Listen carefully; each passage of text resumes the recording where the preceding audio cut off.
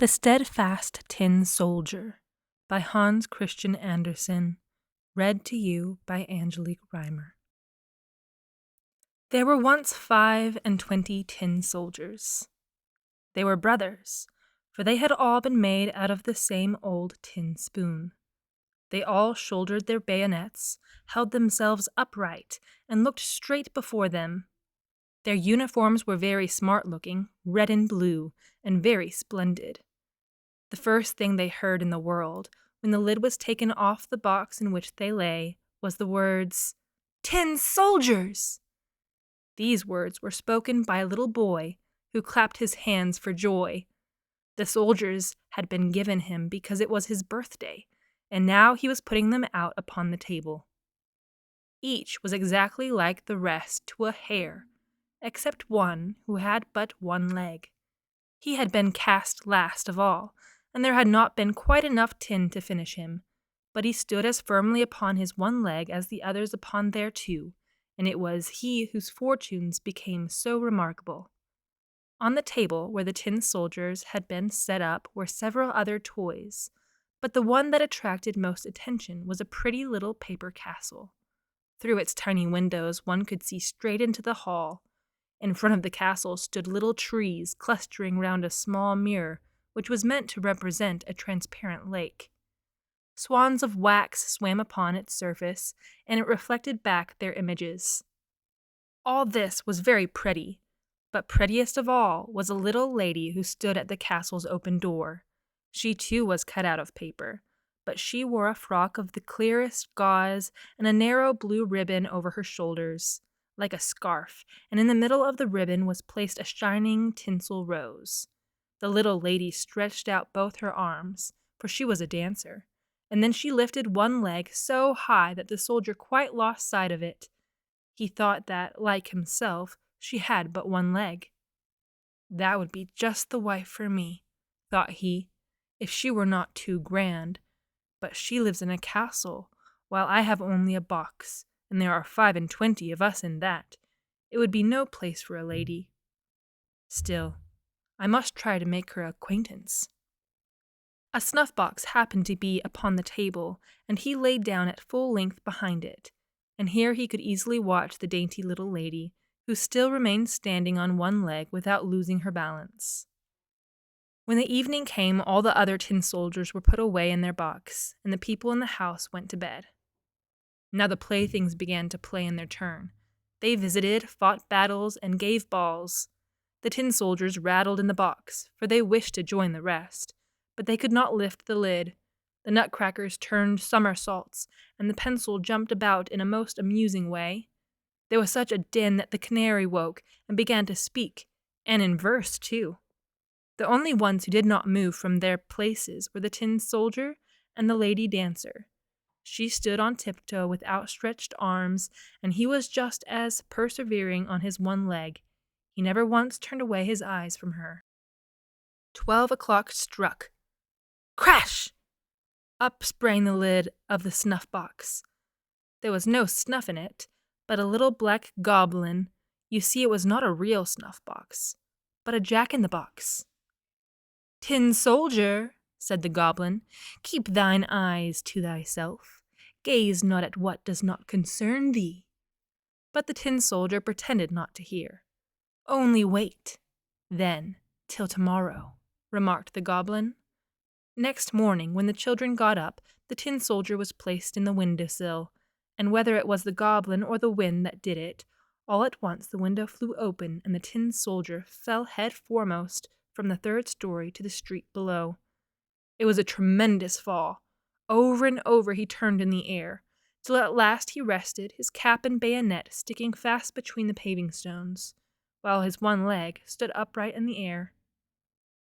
The maidservant and the little boy came down at once to look for him, but, though they nearly trod upon him, they could not manage to find him. If the soldier had but once called, "Here am I," they might easily enough have heard him, but he did not think it became to cry out for help, being in uniform. It now began to rain. Faster and faster fell the drops, until there was a heavy shower, and when it was over, 2 street boys came by. "Look you," said one, There lies a tin soldier. He must come out and sail in a boat. So they made a boat out of an old newspaper and put the tin soldier in the middle of it. And away he sailed down the gutter, while the boys ran along by his side, clapping their hands. Goodness! How the waves rocked that paper boat, and how fast the stream ran! The tin soldier became quite giddy. The boat veered round so quickly. Still he moved not a muscle, but looked straight before him and held his bayonet tightly. All at once the boat passed into a drain, and it became as dark as his own old home in the box. Where am I going now? Thought he. Yes, to be sure, it is all that goblin's doing. Ah! If the little lady were but sailing with me in the boat, I would not care if it were twice as dark. Just then, a great water rat that lived under the drain darted suddenly out. Have you a passport? Asked the rat. Where is your passport? But the tin soldier kept silence, and only held his bayonet with a firmer grasp. The boat sailed on, but that rat followed. Whew! How he gnashed his teeth and cried to the sticks and straws. Stop him! Stop him! He hasn't paid toll! He hasn't shown his passport! But the stream grew stronger and stronger. Already the tin soldier could see daylight at the point where the tunnel ended. But at the same time he heard rushing, roaring noise, at which a bolder man might have trembled. Think, just where the tunnel ended, the drain widened into a great sheet that fell into the mouth of a sewer. It was as perilous a situation for the soldier as sailing down a mighty waterfall would be for us. He was now so near it that he could not stop. The boat dashed on, and the tin soldier held himself so well that no one might say of him that he so much as winked an eye. 3 or 4 times the boat whirled round and round. It was full of water to the brim, and must certainly sink. The tin soldier stood up to his neck in water. Deeper and deeper sank the boat. Softer and softer grew the paper, and now the water closed over the soldier's head. He thought of the pretty little dancer whom he should never see again, and in his ears rang the words of the song. Wild adventure, mortal danger. By thy portion, valiant stranger. The paper boat parted in the middle, and the soldier was about to sink when he was swallowed by a great fish. Oh, how dark it was, darker even than in the drain, and so narrow, but the tin soldier retained his courage. There he lay at full length, shouldering his bayonet as before. To and fro swam the fish, turning and twisting and making the strangest movements, till at last he became perfectly still. Something like a flash of daylight passed through him, and a voice said, Tin soldier! The fish had been caught, taken to market, sold and bought, and taken to the kitchen where the cook had cut him with a large knife. She seized the tin soldier between his finger and thumb, and took him to the room where the family sat, and where all were eager to see the celebrated man who had traveled in the maw of a fish. But the tin soldier remained unmoved. He was not at all proud. They set him upon a table there.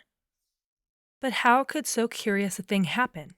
The soldier was in the very same room in which he had been before. He saw the same children, the same toys stood upon the table, and among them the pretty dancing maiden, who still stood upon one leg. She, too, was Steadfast. That touched the tin soldier's heart.